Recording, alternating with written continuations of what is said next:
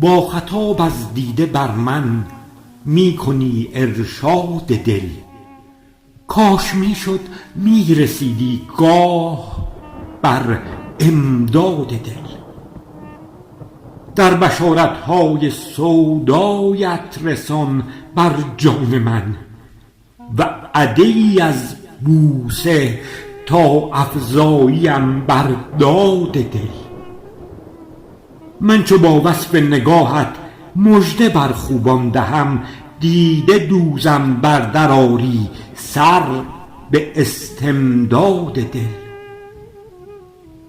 حظ رخسارت کشاند عالمی را در آتش، تا به سیرابم سراب آری گهی بر یاد دل.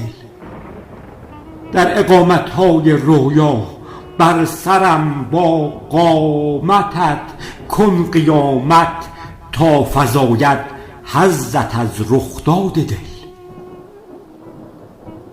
از اشارات کمان ابرو بزن تیرم به جان، تا که می گیرد سراغم را غم از بیداد دل.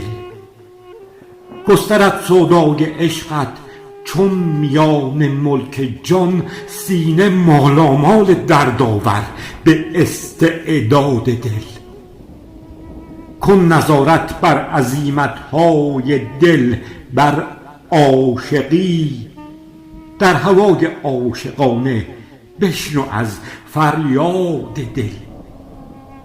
با تجاهر نقل افواه آوری تا ناز خود، هم به تدبیر آور از ایمای لب بر داد دل. باقیات الصالحاتم کن وقوع آن دمی، که از بلا بارانی از چشمش که طوفان زاد دل. بر تلال دیده گستر نم نم باران به جان، ذوق طالب تا کنی این گونه استرداد دل.